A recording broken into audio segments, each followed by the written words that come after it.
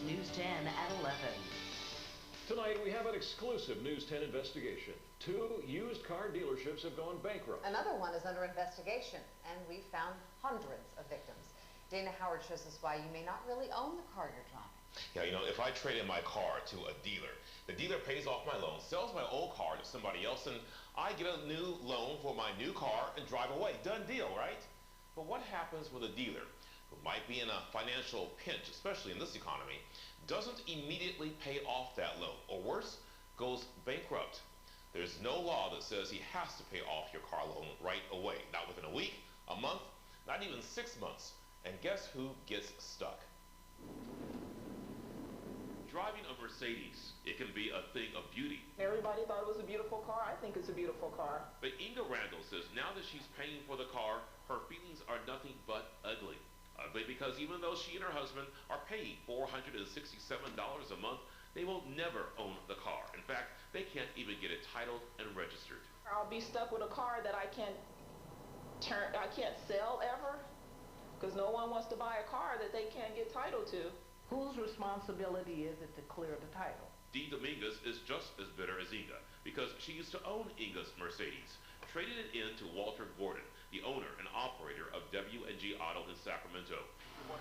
He declined to talk on camera, but W&G Auto never paid off Dee's loan, leaving Dee responsible for paying on a car she no longer has in her possession because Inga is driving it. That is what the bank hung over my head.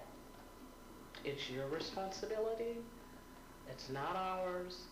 You have a responsibility. Your name's on the note. And at the same time, while she is still paying a loan on this car, I'm paying a loan on this car also, because we both have loans on the same vehicle. You're at the mercy of the dealer and the lender. Rosemary Shaven runs the Center for Auto Reliability and Safety and says Inga and Dee are far from an isolated case. And the problem is not just with used car dealers. Name brands like Basketball Ford are accused of similar practices. Private property, please leave. Suspected of some of the most egregious cases is Suzuki of Sacramento, where millions of dollars worth of vehicles were apparently bought at auction or taken as trade-ins, and the loans never paid off, even though those vehicles were turned around and sold. The owners of Suzuki of Sacramento and their workers avoided our cameras. They're licensed by the DMV, and the DMV, from what I can tell, hasn't been doing anything to alert the public to this problem. There are protections in place, certainly. Mike Mirando is a spokesman for the Department of Motor Vehicles. The governor signed last year SB 729, which creates, effective July 1st of this year, a special fund whereby consumers can petition for financial recovery. Why should consumers get ripped off and then have to apply to a fund instead of just not getting ripped off in the first place? Which is the very question asked by Kenyatta Williams, who traded in a car to Suzuki of Sacramento. And 2 weeks later, the dealership filed bankruptcy without paying off the loan on Kenyatta's trade-in. Once every 2 weeks, I'm getting a phone call. You know, where's our money? Are you going to start making payments? Where's the car? I don't have the car. I traded it. I'm not going to pay off a loan on a car that I don't have. Well, we went looking for where perhaps some of the money went that should have been used to pay Kenyatta's loan. We came across the search warrant from the DMV, served on members of the Riverian family who owned Suzuki of Sacramento. That warrant was served after our interview with DMV on one of the Riverians' homes with panoramic views in an El Dorado Hills neighborhood where homes sell in the millions. The raid hit another home in a posh section of Granite Bay. Then, in one of 2 homes in Rockland, the Riverian zone, investigators found $85,000 in cash. Frustrating to Kenyatta, since when he filed a complaint with DMV, he claims its response was less than enthusiastic. And he pointed to a stack that was about 3 feet high and said, "Those are complaints from this dealership, and you're going to be one of many." With little chance of recovering any money.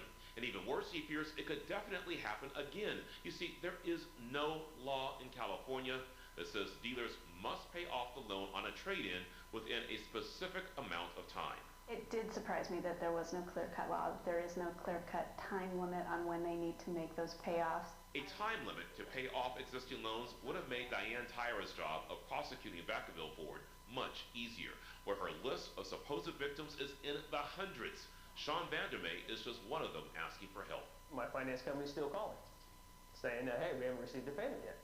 I would hope, maybe this case is going to be used as an example to have DMV utilize their authority a little more and maybe not so hesitantly to stop a dealership from doing what they're doing. So we asked Mike Mirando at DMV, what is stopping California's DMV from saying we need time limits for these dealers to pay off these existing liens? Most dealers pay off the loans within 30 to 45 days. I can see that you have most, but you have hundreds of cases now that this is not happening. So why not put the time limits? Okay, can we stop the tape for a minute?